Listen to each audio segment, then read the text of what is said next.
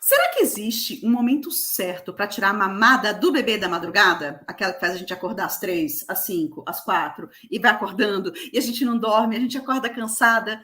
Tem um momento ideal? Você quer saber? Tem uma convidada especial, doutora Kelly, do Pediatria Descomplicada, vai contar tudo pra gente. Então fica com a gente que a gente vai te contar.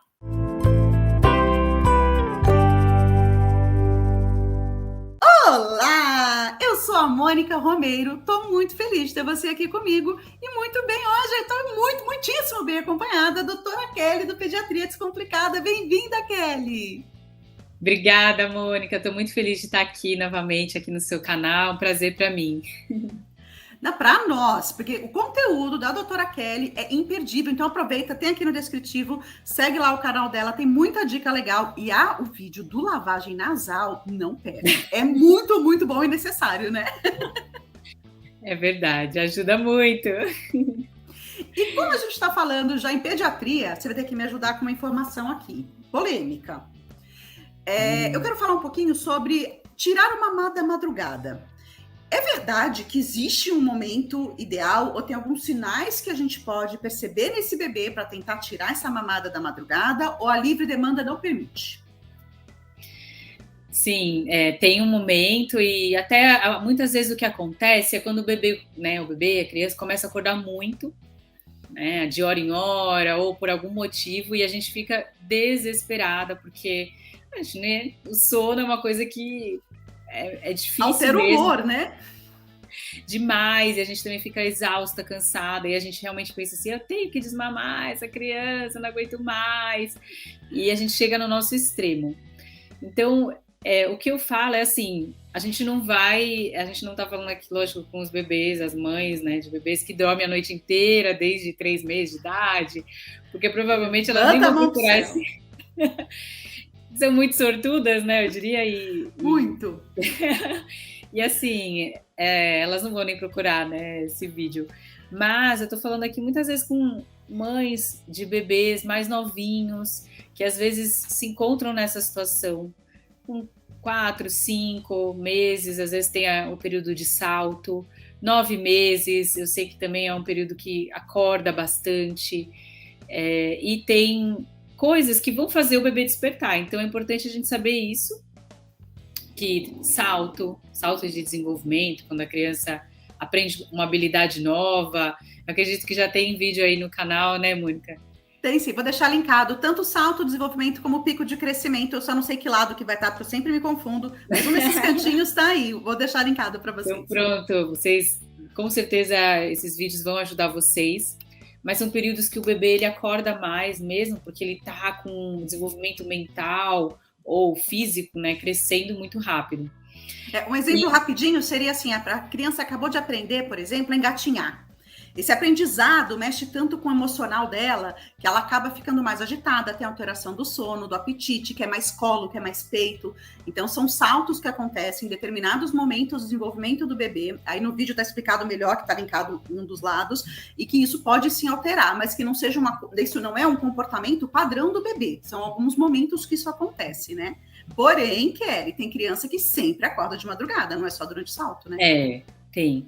E aí a gente... Antes, né, de pensar em desmame, a gente tem que pensar antes em estruturar uma rotina, entender qual que é a necessidade da criança ou do bebê.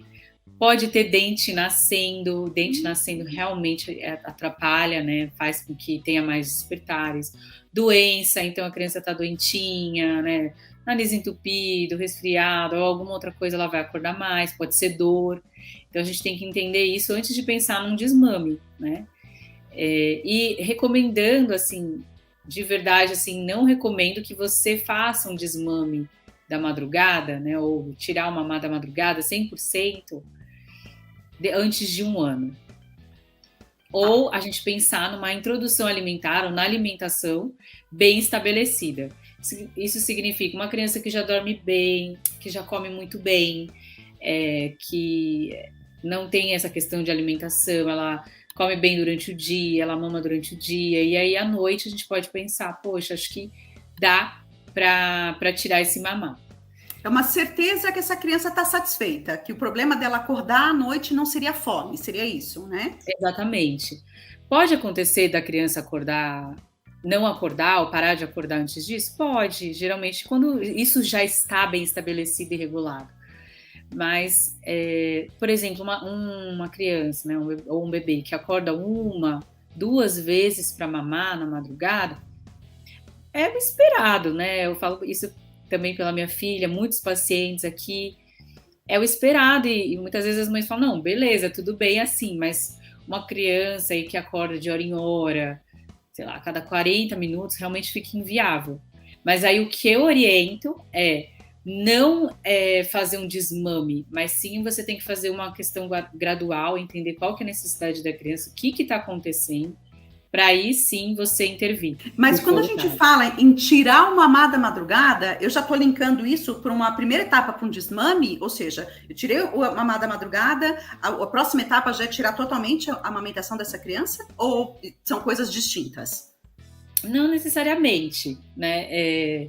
Até no curso que eu falo, né, sobre isso do desmame, a gente orienta assim que realmente você primeiro entenda a necessidade da criança, ver qual que é a fase, se realmente é o momento seu e da criança. Mas muitas mães elas chegam querendo já desmamar da noite. O mais importante é o desmame da noite, porque a gente quer dormir. Sim. Né? Claro. E não necessariamente o desmame do dia. Mas se a gente não adequa essas etapas direitinho, não adianta você só querer o da noite, porque não vai funcionar. Então você precisa estabelecer bem a rotininha, essas coisas, para conseguir tirar o da noite. E pode acontecer, por exemplo, já aconteceu de pacientes tentarem o desmame, e eu fico até triste por isso, assim, por N motivos, eu entendo, né?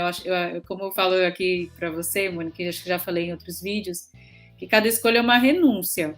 Né? Às vezes a gente vai estar renunciando a alguma coisa, e pode ser a amamentação. Só que pode ser que você não queira renunciar à amamentação. E aí você partir para um desmame e você depois se arrepender é muito pior. Então toma cuidado, às vezes até com, né, gente que promete mundos e fundos, porque pode ser uma coisa que você não queira. Né? Então tive pacientes que passaram, sei lá, em casos que queriam desmamar ou queria que o bebê dormisse. Aí acabou que o bebê desmamou. E aí a mãe fala, desmamou, sei lá, natural. Mas não foi natural. Eu nem entro no mérito da questão, tipo, na hora. Porque a mãe, imagina, já tá se sentindo mal, culpada, eu não vou falar, realmente.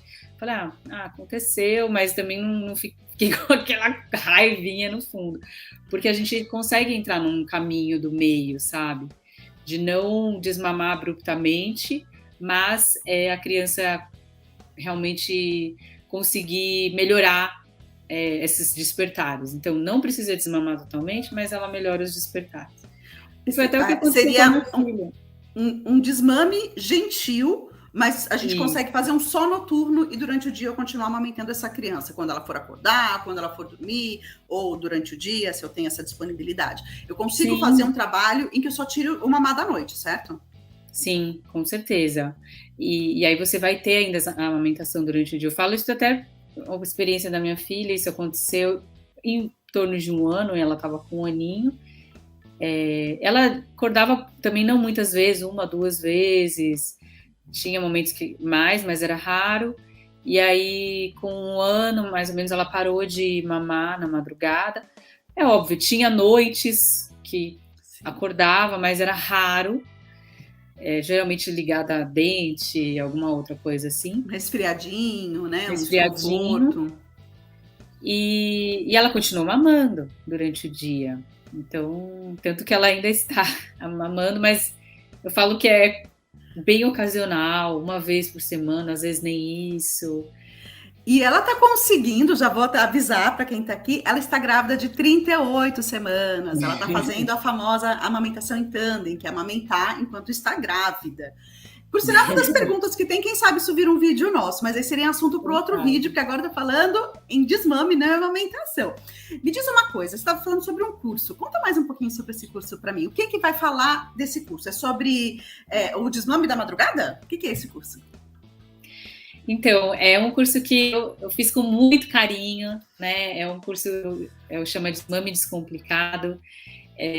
que foi um pedido das mães, né? Muitas mães mandavam mensagem para mim, falavam: doutora Kelly, eu não aguento mais, eu preciso desmamar meu filho, como que eu faço isso? Ou meu filho acorda 10 vezes na noite para mamar, tá insustentável, tô cansada, tô exausta, eu gosto de amamentar, mas eu não tá sendo bom. Não assim, né?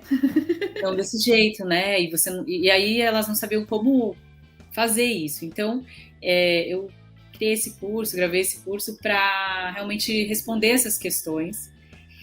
Não é só um desmame da madrugada, então lá eu vou explicar, inclusive, o momento certo, como você saber se você está preparada, como saber se o seu filho, né, o seu bebê, está preparado para esse momento. Se você tem um bebê, né, menor aí de 1 ano de idade, como você pode melhorar esses despertares da madrugada sem precisar desmamar o seu bebê. E a criança mais velha, né, fala aí, tô com uma amamentação prolongada, 2 anos, 3, já vi no meu Instagram 4 anos falarem. Eu vi nos comentários lá também, tava de olho, viu? 4 anos, e gostariam de encerrar mais bem.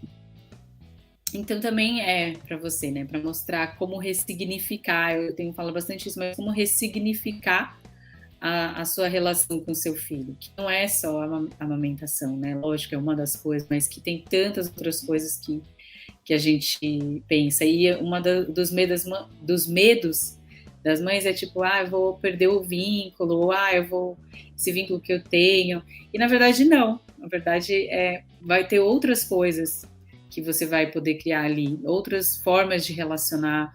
Por isso que eu falo tanto de ressignificar o relacionamento, porque você vai ter outras formas de fazer isso. Então a ideia é trazer todo esse conteúdo para vocês, com conteúdos adicionais de sono, a brincadeiras, tem os bônus também, e vai ser muito legal ter você. Que demais! Eu vou deixar aqui no descritivo do vídeo, então, para você poder se cadastrar, né, para fazer esse curso da doutora Kelly. Super indico. Além dela ser uma querida, ela tem um conhecimento incrível. Como disse, ela é pró-amamentação, mas ela também entende a mãe que não amamenta. Inclusive, até aqui no canal, acho que a gente tem um vídeo que fala das mães que dão fórmula. Que seja porque não conseguiram amamentar. Explicando, né, como fazer, como oferecer, como preparar. E que já prova que é possível fazer vínculo também, porque a mãe que não amamentou no peito também cria vínculos com seu filho, né? Então é importante a gente abordar esses temas, por mais espinhosos que sejam para algumas pessoas, elas são necessárias porque as mulheres têm realidades diferentes, maternidades diferentes, e a gente tem que acolher e orientar, não é isso? Sem dúvida. Muito bom. E a ideia não é incentivar o desmame. Então, assim, estou falando aqui do curso, porque esse tema é polêmico, já me falam, mas por que você está falando de desmame, já que você apoia a amamentação? Ou por que você não espera um desmame natural? É lógico que se a mãe deseja um desmame natural, não tem problema, eu não vou impor nada. E também eu não incentivo o desmame precoce, mas essas mães que precisam de uma orientação, de ajuda, não tem, Mônica, não tem ninguém que fale sobre isso, é muito tabu. E aí as mães colocam pimenta no peito, aí põe não sei o quê, faz de um jeito que acaba sendo tão traumático, né? Pera, vou dar um de João Kleber. Parou. Eu vou fazer o seguinte, esse das coisas que as mães fizeram errado, eu acho que é tema para um outro vídeo. Boa. Como esse vídeo já está num tempo legal, eu já vou interrompê-lo por aqui. Já vou pedir para você deixar um curtir aqui para a gente, seguir a doutora Kelly, ver um pouquinho mais de informação sobre o curso dela, que vale muito a pena. Lembrando, ela está falando sobre o desmame, porque ela quer te dar uma orientação. Se você está decidida que é isso que você quer fazer, para você fazer da melhor forma para você e para o seu bebê e sem traumas. E aí agora, no próximo vídeo, ela vai contar para mim o que não fazer, porque ela conhece muitas histórias de traumas, que a gente estava conversando um pouquinho antes de gravar, e ela vai dividir com você para entender qual é a complexidade desse assunto que poucas pessoas tratam, mas se a gente faz mal feito, pode trazer consequências para nós e para os nossos filhos. Certíssimo? Com certeza. Obrigada, Mônica. Adorei. Eu que agradeço. Até daqui a pouquinho que eu vou gravar com você de novo. Você que acompanhou a gente nesse vídeo, não esquece de deixar um curtir se você gostou. Se inscrever aqui no Almanac dos Pais, lá no Pediatria Descomplicada. E eu te vejo no próximo vídeo.